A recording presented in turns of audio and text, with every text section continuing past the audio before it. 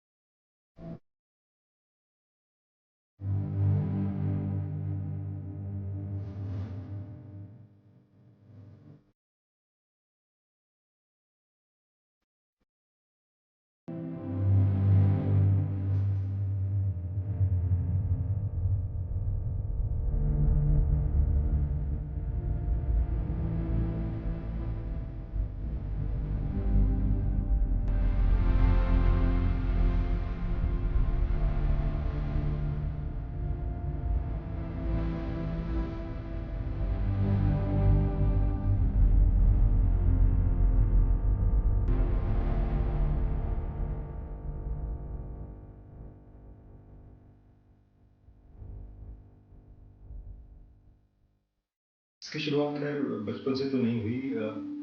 मेरे एक दोस्त थे नरेश। अ, वो नाटकों से जुड़े हुए थे।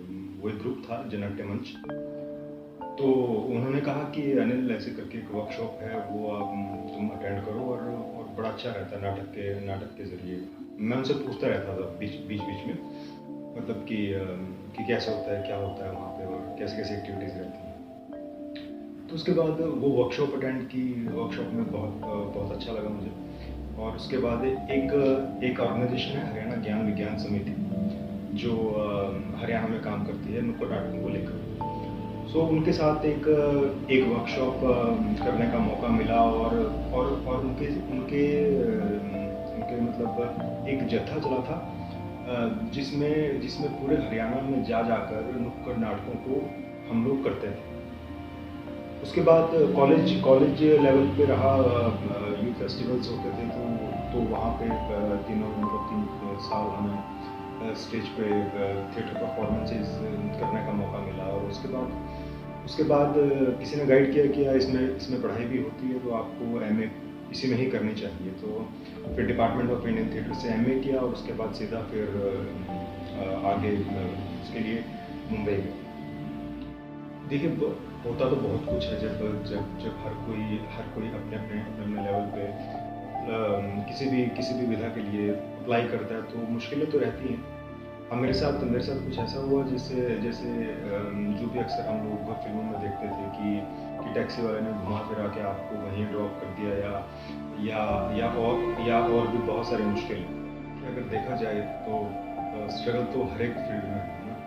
बट मुंबई का इसलिए ज़्यादा है क्योंकि वहाँ पे भीड़ बहुत ज़्यादा है, लोग बहुत ज़्यादा आते हैं और मतलब एक शुरू से ही एक गढ़ माना जाता है ना कि और तो पूरे इंडिया से लगभग लगभग सभी आर्टिस्ट आर्टिस्ट वहाँ पे आते हैं कि मतलब कुछ आगे फ़िल्म के लिए या फिर टेलीविज़न के लिए। मेरे साथ कुछ ऐसा रहा कि मुझे मतलब नेगेटिव जो जो शेड्स के कैरेक्टर्स थे वो मिलना शुरू हो गए। और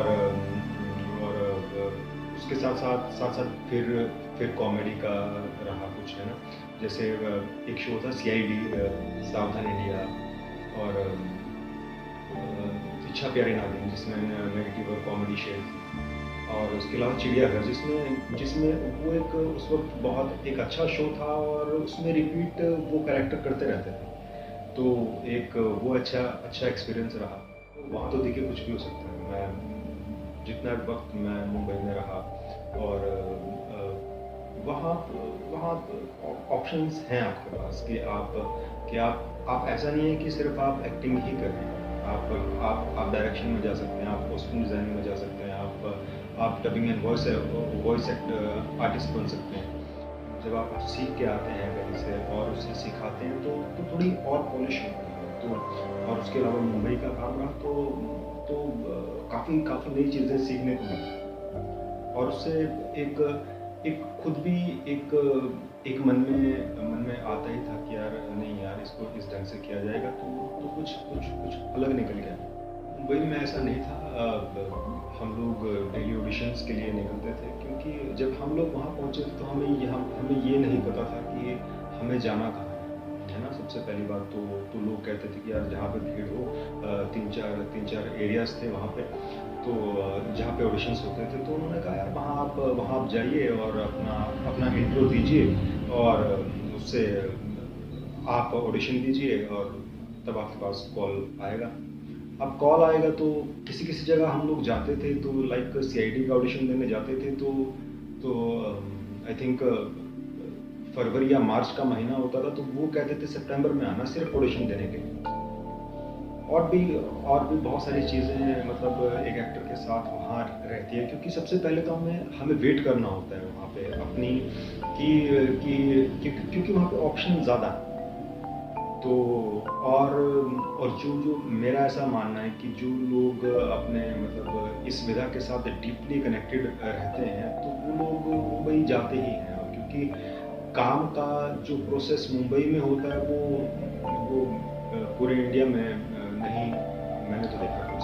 मुंबई का ऐसा तजुर्बा रहा कि मुंबई में एक तो बहुत सारी चीज़ें जो मुझे वहाँ से मिली वो मैं थिएटर भी कर रहा था और करवा भी रहा था और बट जो एक्सपीरियंस वहाँ का रहा वो बहुत यूनिक था। मतलब कहते हैं कि सपनों की दुनिया है वो और वहाँ कुछ भी हो सकता है। वहाँ पे एक हफ्ते का हमें पता नहीं चलता था बिल्कुल भी कि हफ्ता कब खत्म हो क्योंकि वो शायद इतना फास्ट चलता है और काम के मामले में परफेक्शन के मामले में बहुत एक आर्टिस्ट को जो सेटिस्फेक्शन वहाँ से मिलती है आई थिंक मतलब मुझे तो ऐसा कहीं पे अनुभव महसूस नहीं हुआ जो मुझे मुंबई में जो जितनी परफेक्शन के साथ जितनी मेहनत के साथ वो लोग काम करते हैं। हाँ एक बार वाक़या हुआ था कि मैं और मेरे दो सीनियर थे हम लोग ऑडिशंस के लिए निकलते थे तो एक अभिषेक भाई और एक विक्रम भाई तो मैंने उनसे कहा हम लोग जा रहे थे इन्फिनिटी मॉल अंधेरी के आसपास में तो हम लोग क्रॉस कर रहे थे तो एक नीचे एक बार टाइप पे एक सेटअप लगा हुआ था तो वहाँ पे मैंने देखा कि राम गोपाल वर्मा बैठे हुए हैं। तो मैंने अभिषेक भाई को कहा मैंने कहा अभिषेक भाई कहाँ जा रहे हो ये देखो भगवान अंदर बैठे है ना। तो उन्होंने देखा कहते हाँ यार अनिल ये तो राम गोपाल वर्मा ही है। तो तो उन्होंने पूछा कि यार अनिल क्या करें चलें क्या। तो हम तीनों की एक सलाह हुई कि हाँ यार चलते हैं हम लोग अंदर। तो जैसे ही वो अंदर गए अभिषेक भाई ने डायरेक्ट बोला उन्हें कि सर वी आर एक्टर्स और हम लोग डिपार्टमेंट ऑफ इंडियन थिएटर से हैं। तो उन्होंने कहा आर्टिस्ट हो आप वेट करो। तो उनके लिए हमने वेट किया वो आए वो पीछे हमें ऑफिस में लेके गए और जब वो ऑफिस में एंटर हुए तो सभी लोग खड़े हो गए एकदम मतलब कि जैसे अक्सर होता है ना कि बॉस ना। तो उन्होंने उस वक्त आई थिंक मैं भी ब्लैक शर्ट में ये वो गले में चैन वैन पहना हुआ था। तो उन्होंने कहा क्या नाम तुम्हारा। मैंने कहा सर अनिल। तो उन्होंने कहा इसको नंबर दो सुजीत का और जाओ तुम मिलन नगर में ऑफिस में जाओ। तो भाई वो सपनों की दुनिया है। तो वहाँ मेरे होने लगा ये वो मैंने कहा मैं घर फ़ोन कर रहा हूँ कि यार ये हो गया आज तो राम गोपाल वर्मा मिल गया और अब मतलब उन्हीं के साथ ही काम करना था मज़ा आ गया ये।